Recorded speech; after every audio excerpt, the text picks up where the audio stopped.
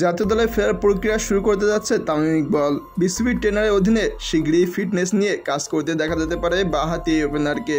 বোর্ডের একটি সূত্রে জানা গেছে, ক্রিকেট পরিচালনা বিভাগের কাছে ফিটনেস ট্রেনার চেয়েছে তিনি, পুরো অনুশীলন সুবিধা চেয়েছে তামিম। তবে কবে থেকে ফিটনেস নিয়ে কাজ শুরু করবেন তা জানা যায়নি। 2023 সালে নিউজিল্যান্ডের বিপক্ষে হোম সিরিজের পর থেকে জাতীয় দলে খেলছে না তামিম। বিসিবি কেন্দ্রীয় চুক্তি থেকেও নিজেকে সরিয়ে নিয়েছে। বিসিবির সভাপতি নাজমুল হাসান পাপনের সঙ্গে দূরত্ব তৈরি হওয়ায় জাতীয় দলে ফেরা হয়নি তার।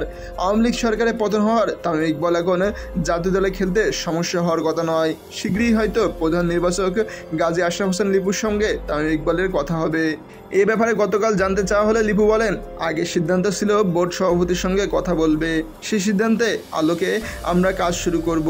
আমার মনে হয় এখন অনেক কিছু বদলে গেছে। তামিম ইকবালের মতামত তার সঙ্গে কথা বলে জানার ক্ষেত্রে কোনো অসুবিধা নেই।